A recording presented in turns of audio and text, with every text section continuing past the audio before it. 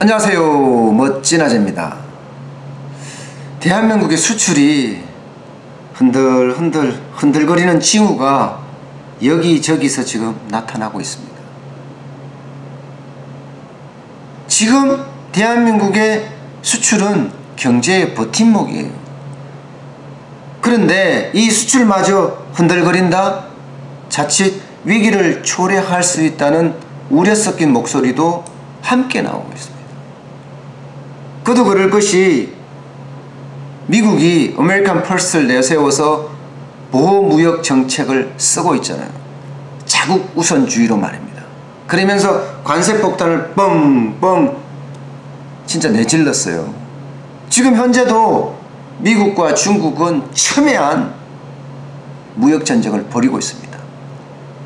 미국은 여기서 그치지 않을 거예요. 유럽연합과도 또 경제전쟁을 벌일 거고요. 일본과도 전쟁을 분명히 벌일 겁니다. 그러면서 자국 우선주의를 더더욱 강화하려고 들 겁니다. 상황이 이렇게 되니까 전 세계 개발도상국도 미국을 닮아가고 있어요. 본인들도 자국 우선주의를 내세워서 수입 장벽을 높이고 있습니다. 보호 무역을 강화하고 있는 거죠.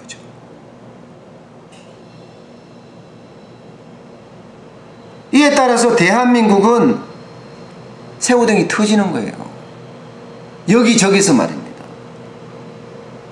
일단 올해까지 지금 현재 규제만 하더라도 25개 국가에서요 191건이 규제를 하거나 규제 카드를 만지작거리고 있습니다.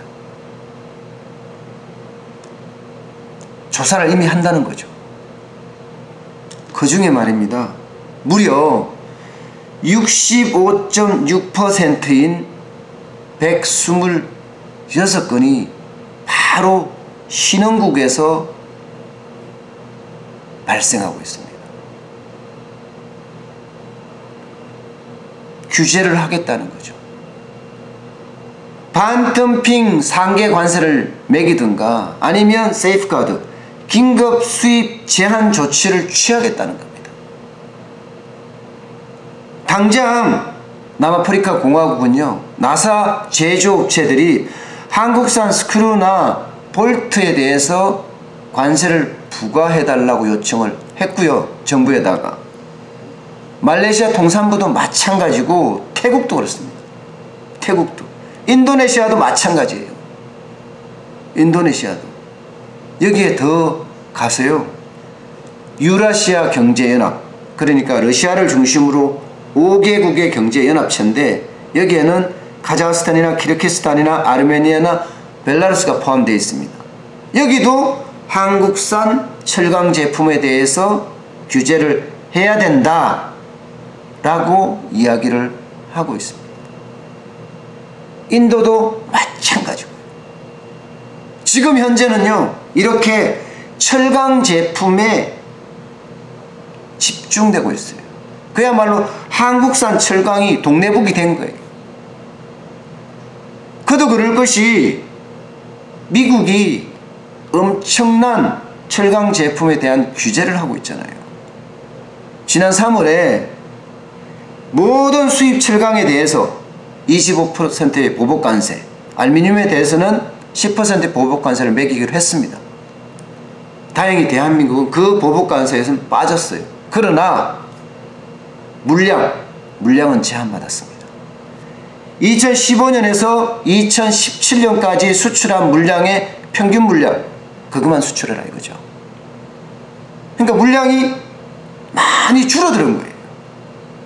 그러니 그 제품을 수출선 다변화 다른 국가로 팔기 위해서 점점 영역을 확장해 갔죠. 여기에 대한 전 세계 개도국들 선진국들이 반발한 겁니다. 그래서 철강 제품에 집중돼서 규제 보복관세가 강화되고 있는 겁니다. 그만큼 철강 산업은 점점점 어려워질 거라 예상이 되는 부분입니다. 어디 7강 제품에만 국한되지는 않습니다. 자동차 알잖아요. 지금 자동차는 미국이 이미 수입 자동차에 대해서 25% 관세를 물리겠다 하고 선언한 상태입니다. 아직 대한민국이 빠질지 들어갈지 아직 결정되지 않았습니다. 만약에 그렇게 결정됐을 경우에 25%의 보복 관세를 맞을 경우에 과연 대한민국의 자동차 산업이 버텨낼 수 있을까요? 만만치 않습니다. 여기에다가 개도국도 자동차 부품 수입에 제동을 걸고 있어요. 인도네시아만 하더라도 갑자기 자동차 부품 수입이 많아지니까 하면서 조사에 나서고 있습니다. 또 있습니다. 화학 제품도 마찬가지예요. 화학 제품도 이미 중국에서 제동을 걸었고요. 베트남에서 제동을 걸었습니다. 인도도 마찬가지입니다. 한국산 화학 제품에 대해서 규제, 보복관세, 세이프가드를 발동하겠다는 겁니다. 이처럼 철강에 이어서 자동차, 화학 제품까지 대한민국의 주력 수출 산업 상품인데 이 자체가 점점 어려워지고 있다는 거예요. 그래서 저는 늘 말했어요. 드림팀인 팀 코리아를 빨리 구축을 해서 한쪽으로는 수출선 다변화에 신경을 쓰고 또 한쪽으로는 외교적인 노력을 기울여야 된다. 여기에 집중하지 않으면 그나마 버팀목인 경제가 어려워질 수 있다고 몇 번에 걸쳐서 경고를 했습니다. 지금 팀 코리아가 필요합니다. 또한 기업들은요, 한국산 제품이 아니면 안 돼 하는 제품의 경쟁력을 높여야 합니다. 위기일 때 기회라고 하잖아요. 이때 투자를 해서 아주 누구도 따라올 수 없는 제품력을 키워내야 합니다. 진짜 필요한 부분입니다. 정부도